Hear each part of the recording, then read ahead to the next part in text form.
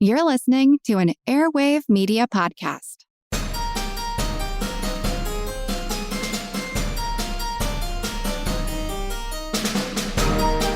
Hello, and welcome to Ben Franklin's World Revisited, a series of classic episodes that bring fresh perspective to our latest episodes and add deeper connections to our understanding of early American history. And I'm your host, Liz Covart. Juneteenth, the holiday that commemorates the end of slavery in the United States, is nearly upon us, and it offers us the perfect moment for reflection. What do we know about Juneteenth? Where did this holiday begin? And how has it grown from a regional commemoration into a national conversation about freedom, equality, and memory? In this episode, we return to our conversation with Annette Gordon-Reed in episode 304. A native Texan and Pulitzer Prize-winning historian, Annette brings both personal insight and deep historical knowledge to her book, On Juneteenth, which is a rich meditation on Texas history, African-American identity, and the long arc of emancipation. Now, during our conversation, Annette reveals the colonial and early national histories of Texas that made slavery integral to the state's identity, how Juneteenth came to commemorate the end of slavery on June 19, 1865, and why the story of Juneteenth holds meaning for all Americans today, not just Texans.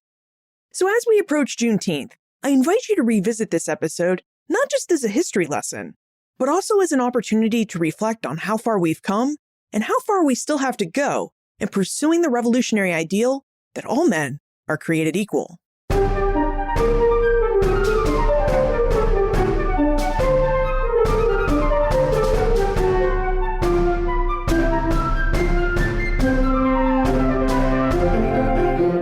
Our guest is a Carl M. Loeb University professor and a professor of history at Harvard University and Harvard Law School. Her books have won 16 major awards, including the Pulitzer Prize in History and the National Book Award. She's known for her expertise on the Hemings family and Thomas Jefferson, but she joins us today as a native Texan, who will speak with us about her newest book, On Juneteenth. Welcome back to Ben Franklin's World, Annette Gordon-Reed. Glad to be here. You know, I really feel like I should start this conversation here with a disclaimer that I've had this really weird fascination with Texas since about the 5th grade. Why? Well, it's a really good question, but I really think my fascination has to do with the fact that I grew up in the 5th and 6th smallest states in the Union, Massachusetts and New Hampshire. And, you know, Texas is a really big state. It's the second biggest state in the United States. Mm-hmm, mm-hmm. Okay, well, speaking of Texas, your new book, On Juneteenth, is actually a really different kind of history book than we've seen before or talked about on the show, in that it's really a book of historical essays that not only explore the history of Texas and its famous holiday Juneteenth, but also your personal connection with Texas and Juneteenth as a native Texan. So I'd really like for us to begin with having you tell us a bit about your book and what inspired you as a historian of early America to delve into the history of Texas.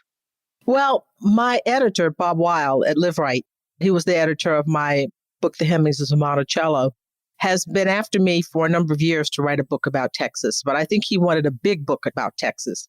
And I had sort of not resisted that, but it was something that I was sort of putting off.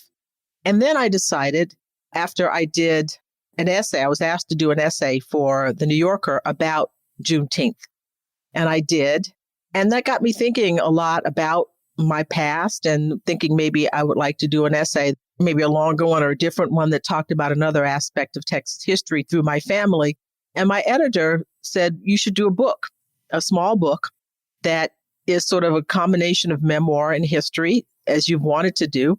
And so that's what got me started. And we were in the pandemic here, New York, locked down, and I decided to go to work on it. So it was a combination of something that I'd been thinking about doing. I actually, as I was cleaning out a closet, found an essay that pretty much is a precursor to the essay that I wrote about growing up in my small town.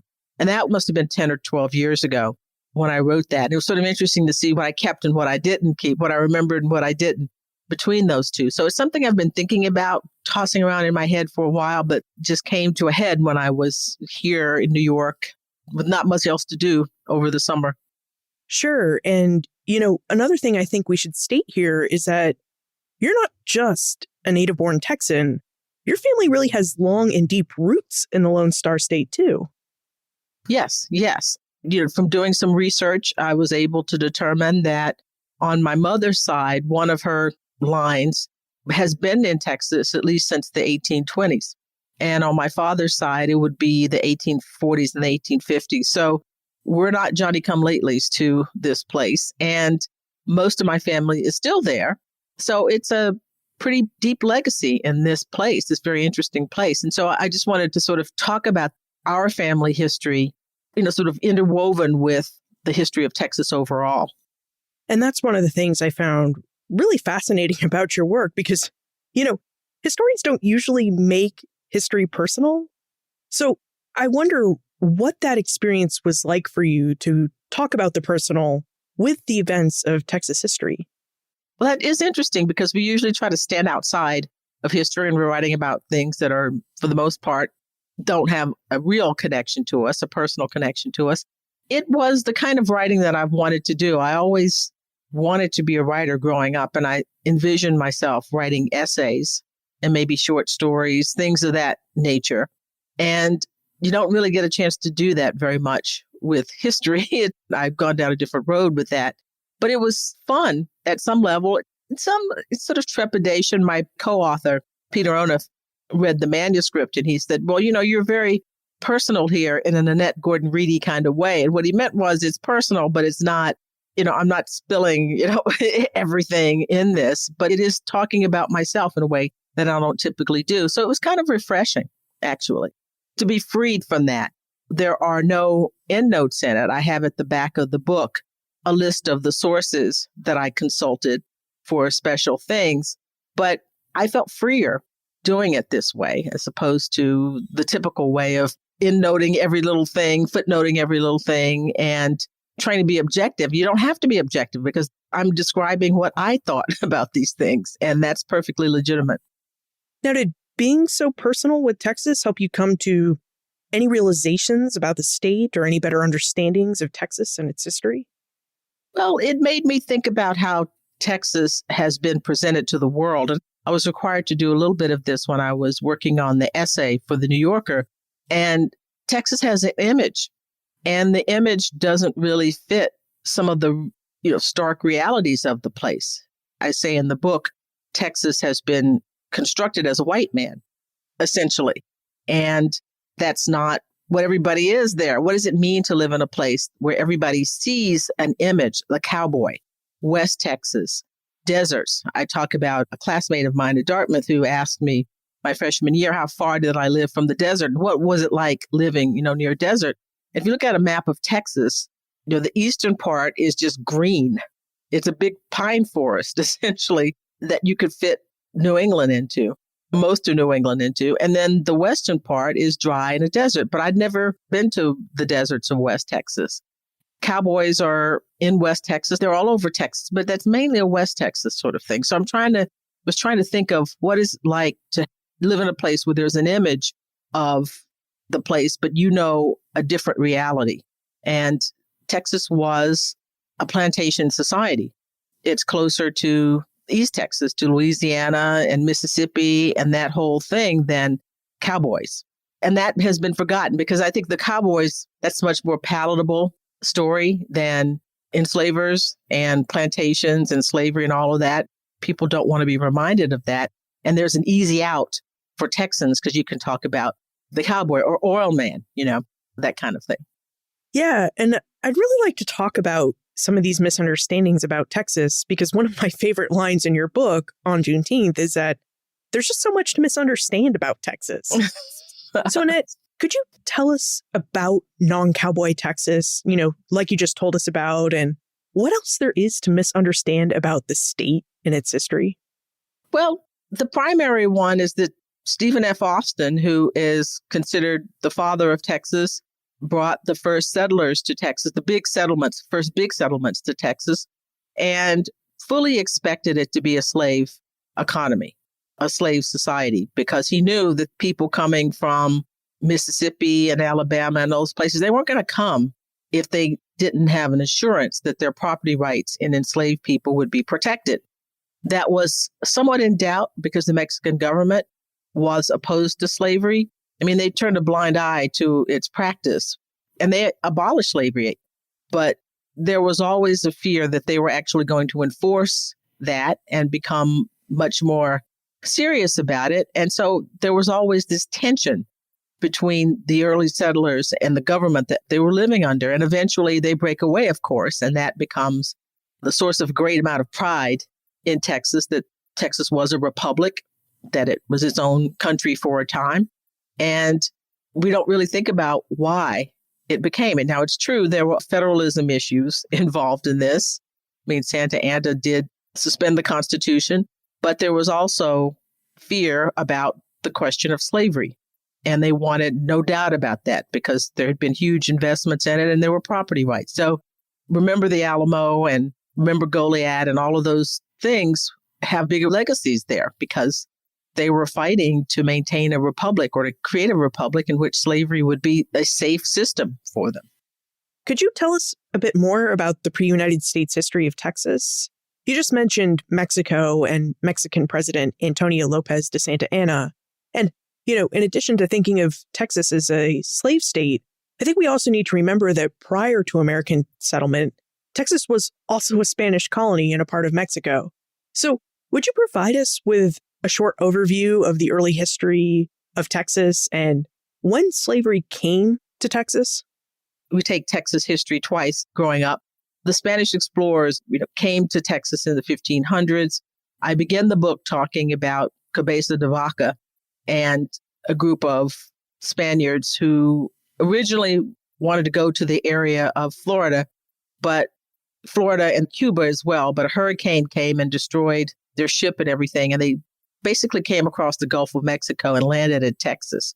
And with them was a man named Estebanico, who was an enslaved man.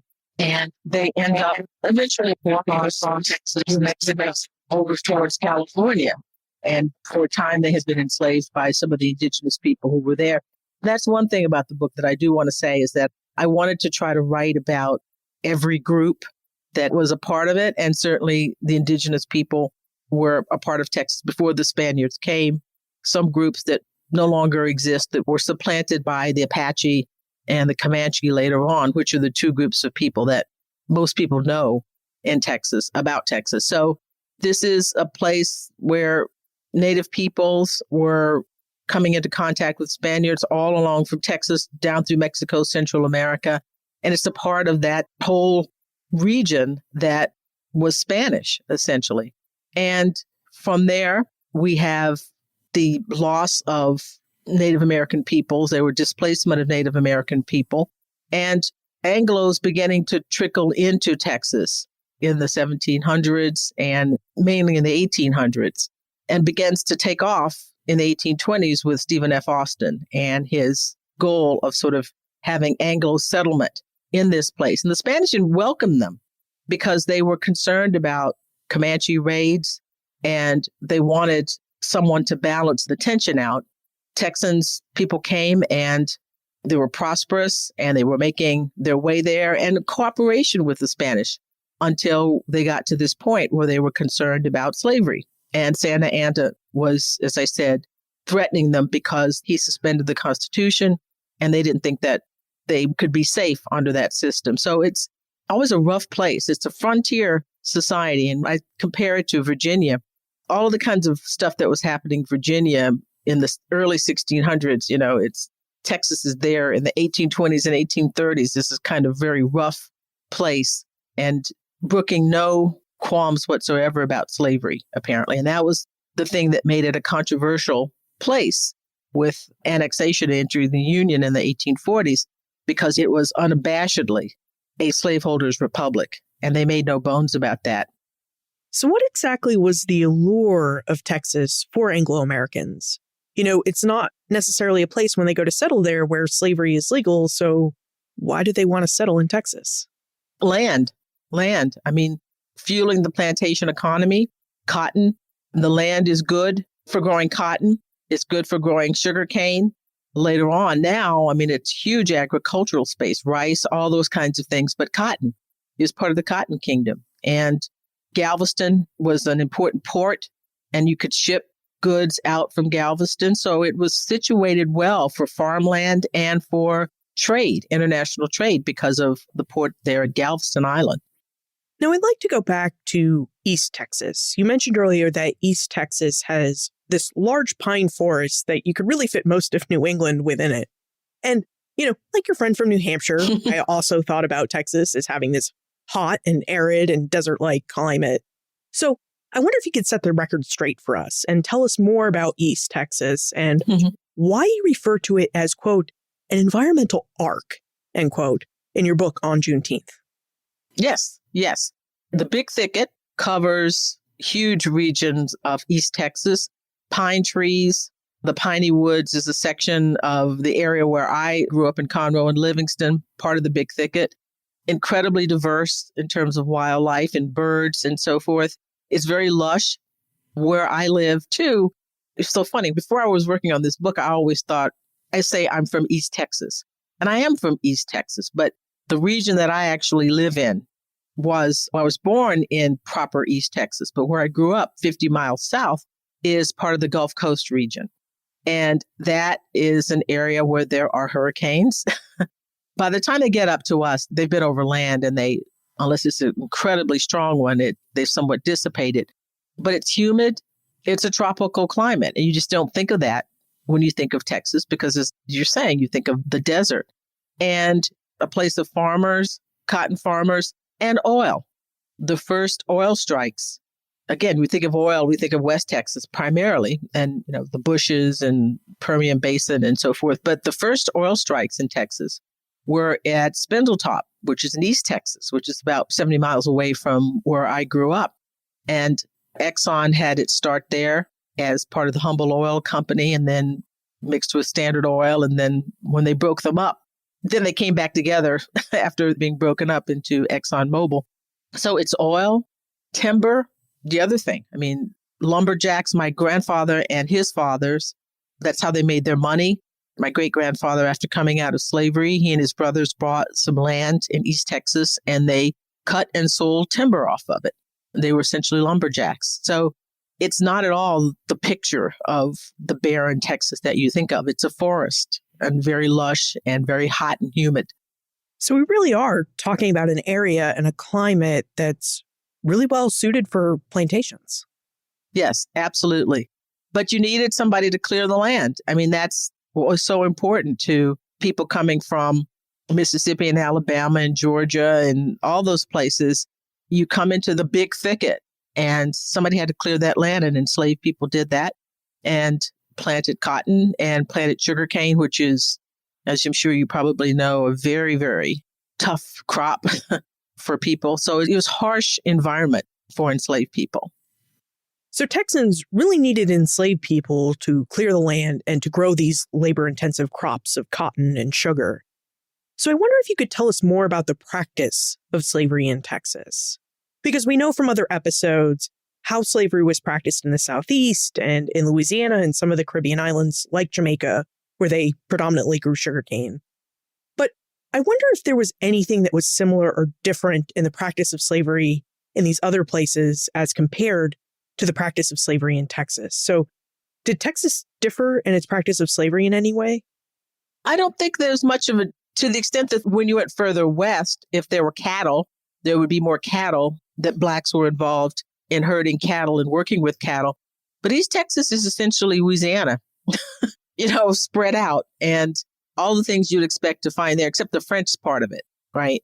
The French influence is not there, although there was Six Flags over Texas. France had some dealings there for a time, but it's essentially the Deep South. And that's the tough thing for people to recognize. Texas is Southwest, but the west part of it gets emphasized much more. But a lot in common with Louisiana. The community property marriage is in Texas and Louisiana.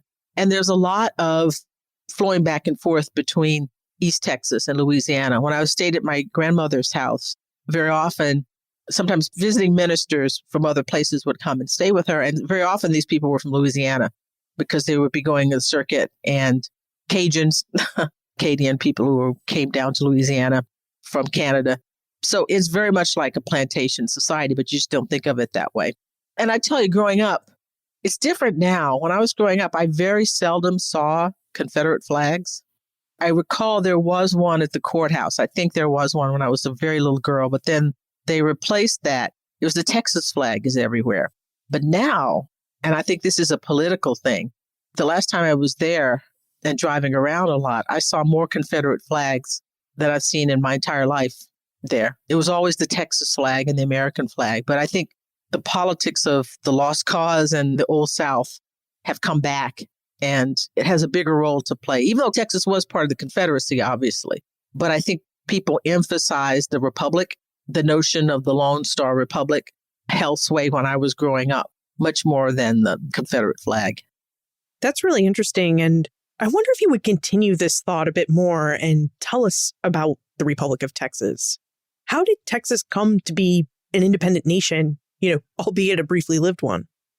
Well, it formed in opposition to try to make the claim that it was very much like the United States of America. They had a Declaration of Independence that I say is basically sort of a ripoff of Jefferson's Declaration without the part about all men are created equal.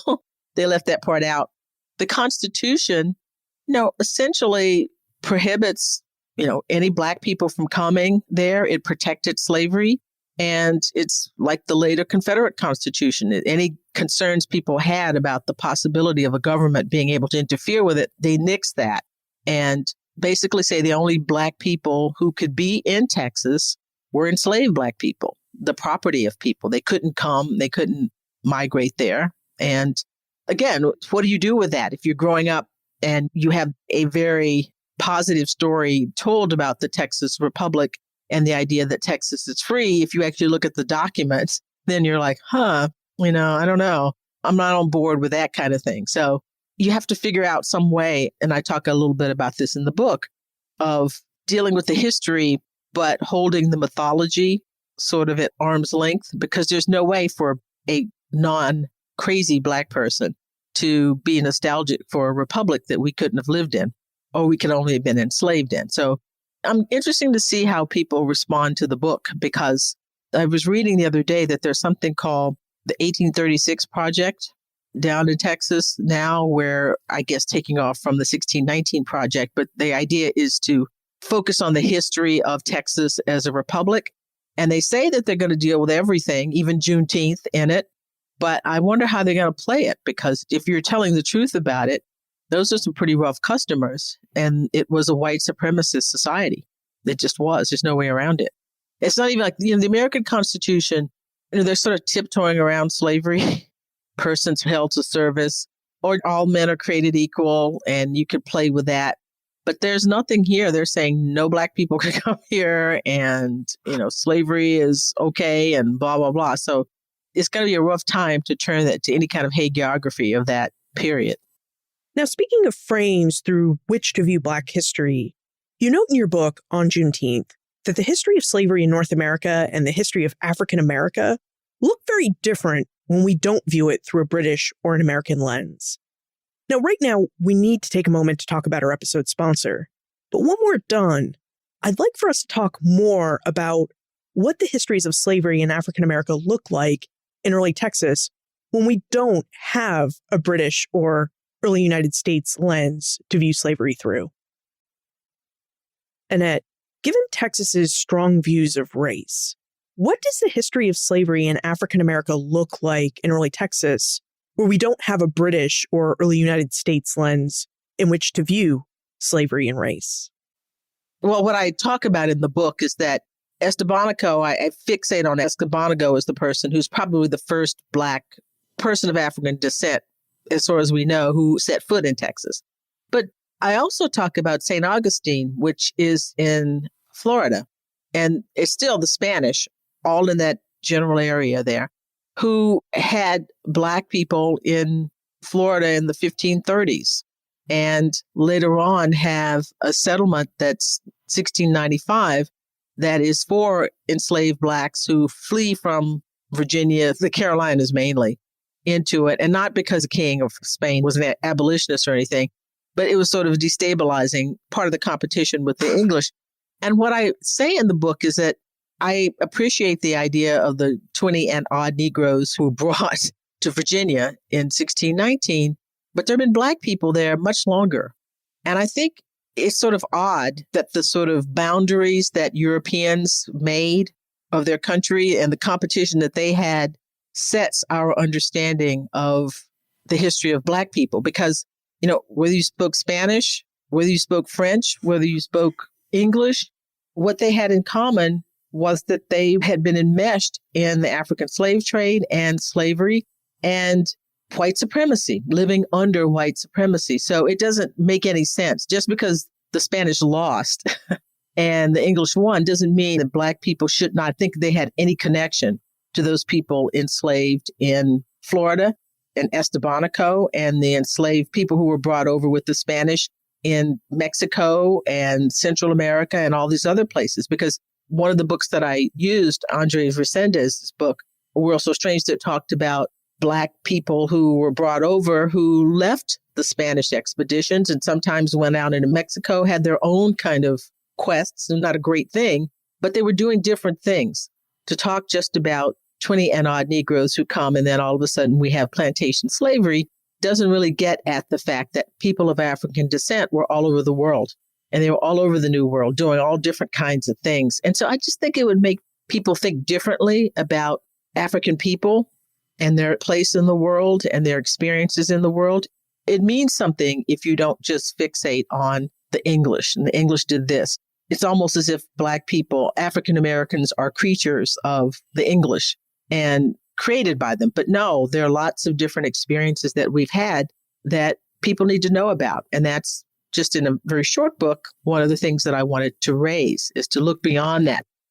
Those are really interesting points in it. And I wonder, when people think about the history and contributions of African and African American people in North America, is there anything in particular that they should think about, or a way that they can change and broaden their view of the history of Black and African America to include the examples of Estebanico and St. Augustine and the other examples you mentioned?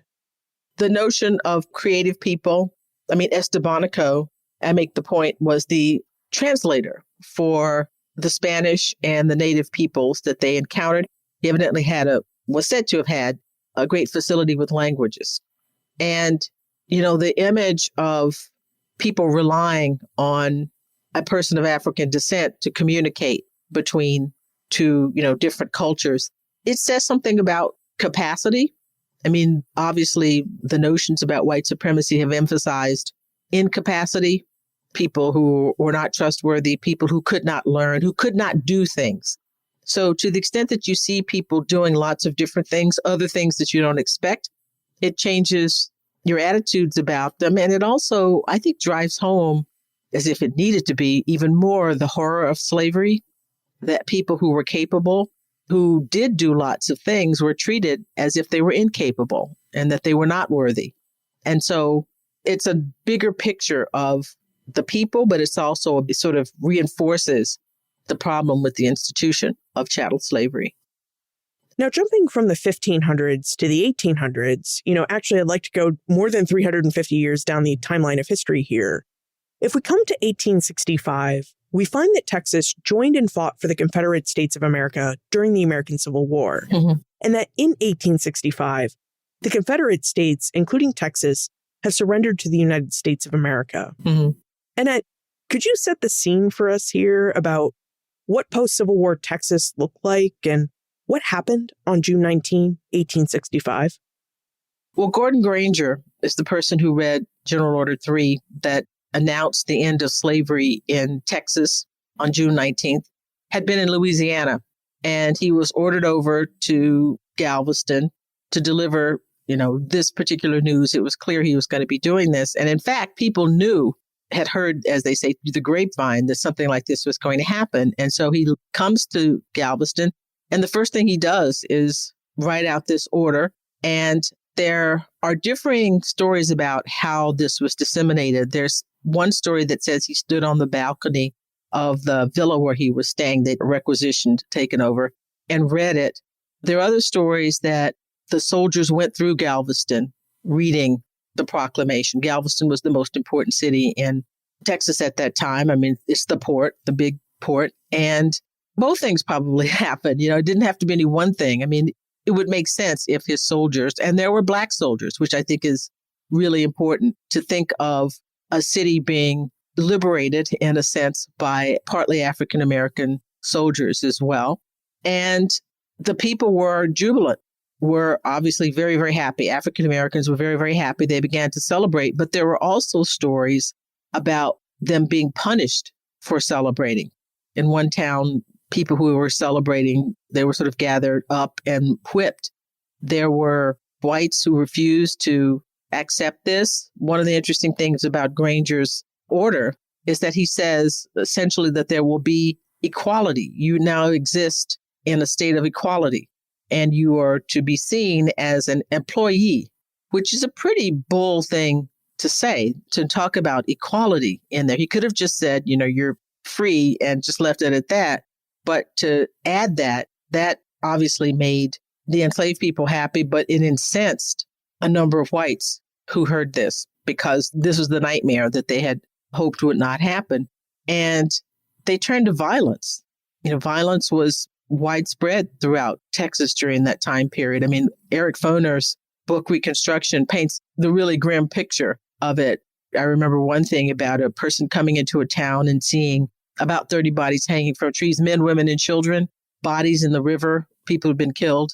So it was a time of celebration, but it was also a time of violence and retaliation on the part of people who had lost their property interest in people.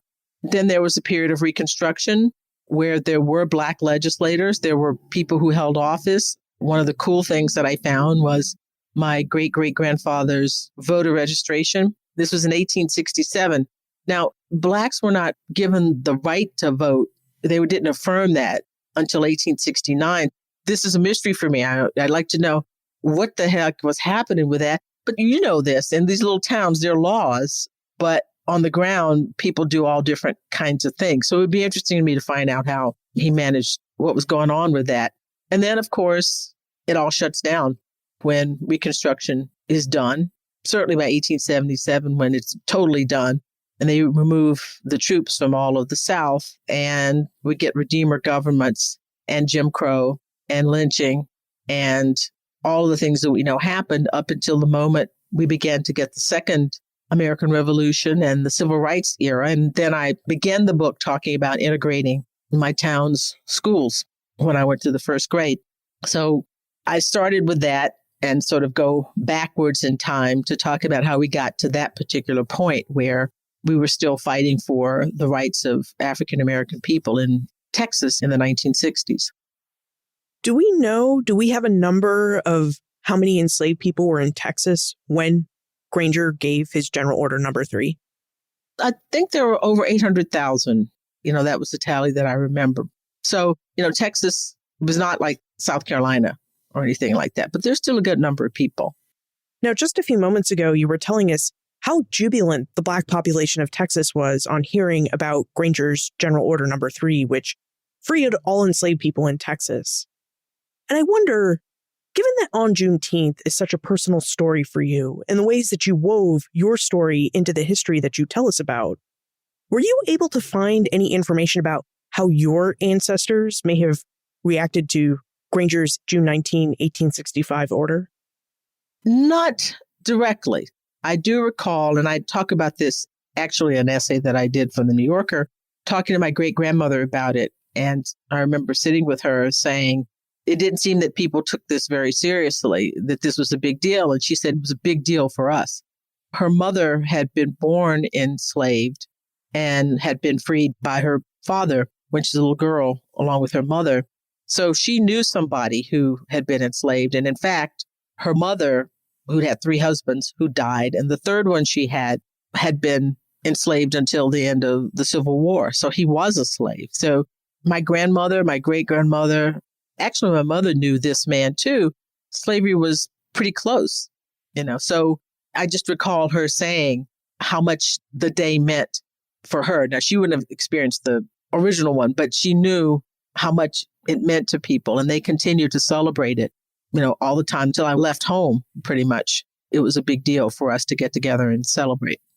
I'm really glad you brought up celebrations and the meaning of Juneteenth because we have several listener questions about the Juneteenth holiday. Mm-hmm. So first, Susan would like to know when and how the Juneteenth Proclamation, Granger's General Order Number 3, was received in different parts of Texas.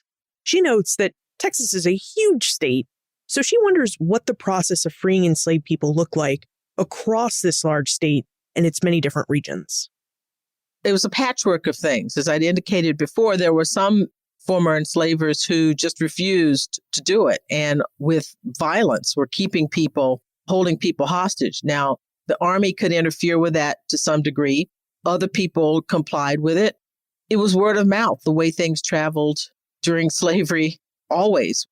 People traveling from one town to the next or whatever. It was in newspapers, obviously, and you could overhear people talking about it. But it was sort of a mixed bag because it took a lot for some people, some whites, to accept it.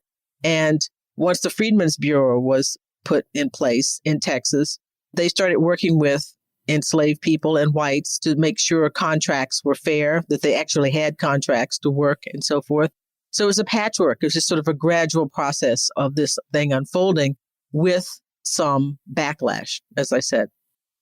Was this a proclamation that the Union Army enforced by going from town to town and trying to free enslaved people? Or did they really just leave it up to the Freedmen's Bureau and an honor type system where they relied on slaveholders to free their enslaved people? No, I don't think they went town to free enslaved people. There were not enough of them to do that all over Texas, even all over East Texas. It was a big place. What I'm able to discern, it was in the areas immediately around Galveston and Houston, and in those places where the Union Army was. They did say this, but to my knowledge, not forcing anybody to free people. But it was reported in newspapers everywhere, and the surrender of the Army of the Trans-Mississippi meant that the Confederates had lost, and some people abided by that.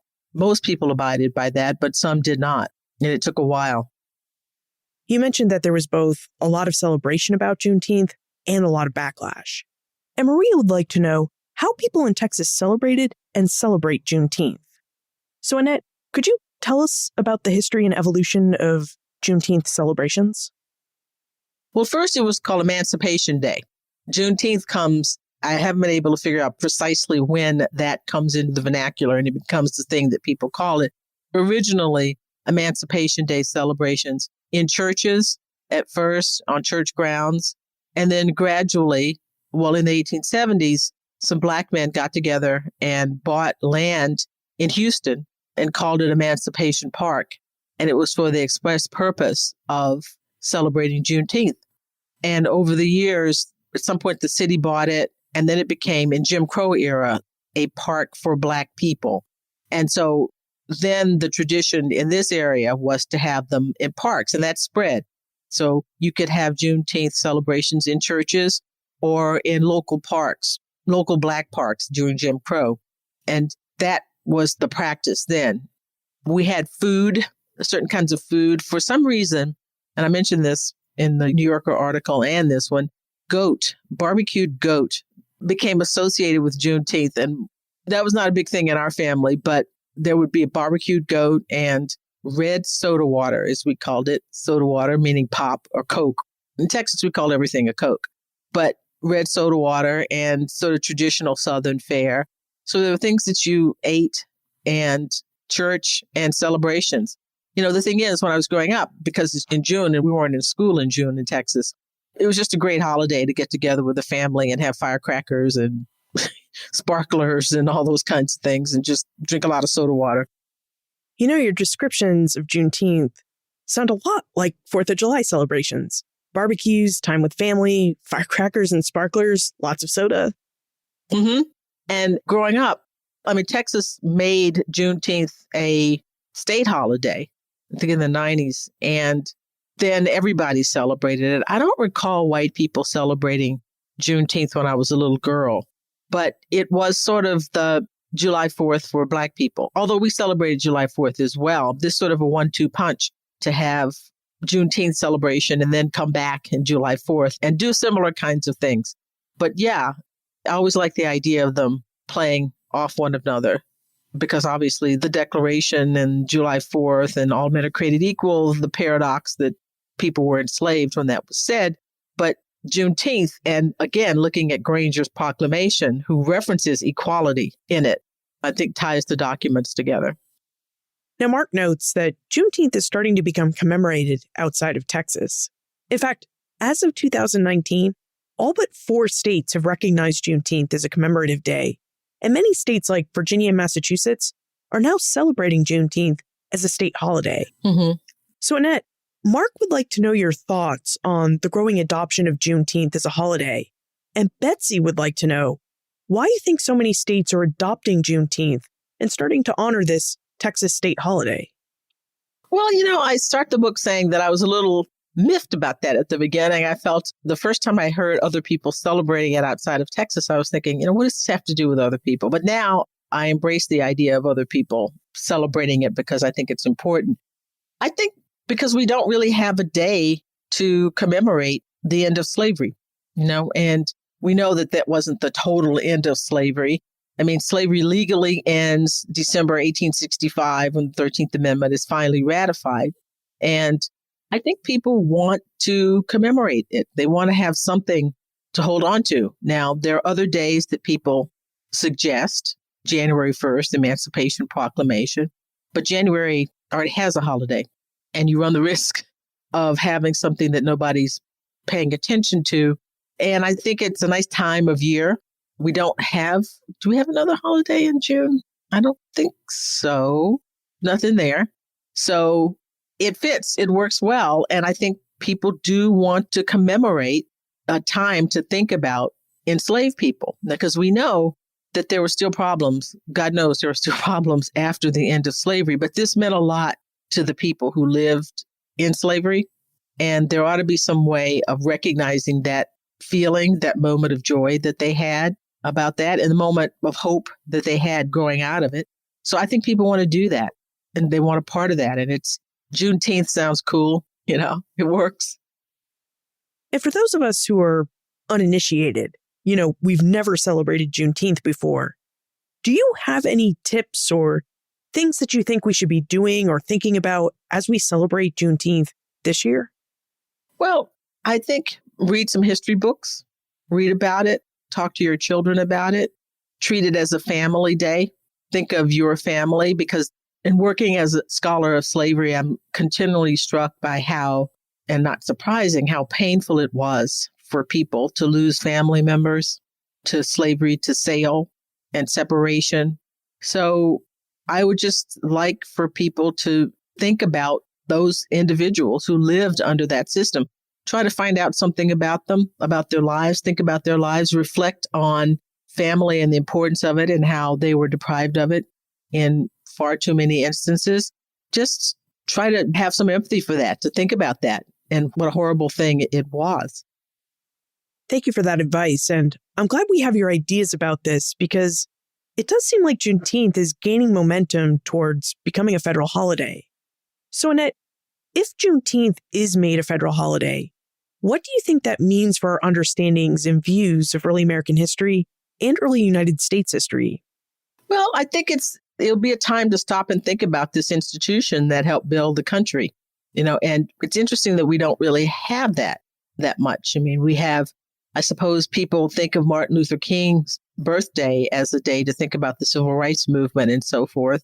But I think it will focus attention on the institution, and that should happen. I mean, we're doing it more and more now. It's not like when I was growing up. Obviously, there's history books about slavery abound and television shows, all kinds of things. But a national day to commemorate those people, the people who lived under that, I think would be good for Americans, for us all. And I think it might happen. I hope it happens. I know that there are lots of people who are working on that. And there are people who have different days that they want. And we'll have to see which one makes the most sense. But I think that this is a good choice. And from here, we should jump into the time warp. This is a fun segment of the show where we ask you a hypothetical history question about what might have happened if something had occurred differently, or if someone had acted differently. Oh, gosh. We've talked a lot about Texas today and the state's connections with slavery. And since we also talked about Texas as an independent republic, we're curious. In your opinion, what might have happened if Texas had remained an independent republic? How would the course of early American and United States history be different? Well, chances are slavery would have lasted a longer time in Texas because they would have escaped the Civil War. But on the other hand, if the North still had won, had been victorious, enslaved people in Texas would constantly be running north and running south. It would be a place in constant turmoil. And slavery would have lasted longer, dwindling down maybe to domestic enslaved people working in the house, things of that nature. Maybe, mechanization, the technology would have changed so that you could have had other ways than having people in the fields to do things. But slavery would have lasted longer because the Republic would have kept it. They have fertile soil. They had a great port. They could have continued on by themselves for a while, I think. So it may be in the 20th century or something. But with more territory to run to, it would have been a constantly roiled society, I would imagine. Now, I think the last time we spoke, you mentioned that you were working on a biography project of William Lloyd Garrison. Am I remembering that right? No, Garrison probably came up, but I wasn't doing. What I'm working on now is another volume of the Hemmings family story. Volume 2 of that will not be as long as the first one, not as many people to cover, but that's what I'm working on. And where's a good place to contact you if we have more questions about slavery, Thomas Jefferson, or Juneteenth? Harvard. My email. Go on Google, and my email is there. Or Twitter. I'm on Twitter. I answer questions on Twitter. Annette Gordon-Reed, thank you for taking the time to join us again and for helping us better understand Juneteenth and Texas's history with slavery. Thank you for having me. It was a lot of fun. Juneteenth is a holiday that commemorates June 19, 1865, the day Union Army General Gordon Granger issued General Order No. 3, an order that abolished slavery in the state of Texas and declared the equality of African Americans with white people. Now, although Texas wasn't the largest slaveholding state, the end of slavery in Texas was a big deal. As Annette revealed, Texas had a long history with slavery, a history that dates back to the 16th century when Estebanico, an enslaved man of African descent, accompanied a group of Spanish explorers as they made their way from around Tampa Bay, Florida, to Texas. Along the way, Estebanico proved his talent for languages, and he served as the translator between the Spanish and the native peoples they encountered. What these explorers found in Texas were lush lands. The eastern part of Texas contains forests of trees and prime lands for cultivation. Plus, along the Gulf Coast region, which also has great agricultural lands, there's a great port for trade at Galveston. These lush and fertile lands for agriculture and timber mining, plus the great port at Galveston, are the main reasons why many Anglo-Americans chose to move to this Spanish and later Mexican-controlled region. Now, the Anglo-American migration to Texas really picked up steam in 1825, when Stephen F. Austin, the father of Texas, encouraged 300 families to relocate to this Mexican state. The use of enslaved people to clear the land of timber and to do the hard labor of cotton and sugar cultivation proved vital for the establishment of Anglo-American settlement in Texas. As Annette told us, Anglo-Americans imagined Texas as a slave colony, a place that protected the institution of slavery and held up and celebrated white supremacy within its culture, which is in part what made General Granger's General Order No. 3 a really big deal in Texas. Not only did General Order No. 3 abolish slavery in Texas, it also promised to upend white supremacy in the state by declaring equality between blacks and whites. Now, as Annette covers in her book on Juneteenth, bringing about equality in Texas and in most areas of the United States has been a long journey and one we're still traveling, which is why Annette and many others are excited to see Juneteenth rise in prominence, from an African-American day of commemoration to a state holiday in Texas, to a state holiday outside of Texas, and perhaps one day it will even become a national day of commemoration throughout the United States. A day when all Americans can remember and think about the institution of slavery and revel in its abolishment. You'll find more information about Annette, her book on Juneteenth, plus notes and links for everything we talked about today on the show notes page. benfranklinsworld.com/304. If this episode moved you or gave you new insights, please share it. Friends tell friends about their favorite podcasts, and your recommendation really helps Ben Franklin's World find new listeners. Production assistance for this podcast comes from Joseph Edelman, Karen Wolf, and Morgan McCullough. Breakmaster Cylinder composed our custom theme music. This podcast is part of the Airwave Media Podcast Network. To discover and listen to their other podcasts, visit airwavemedia.com.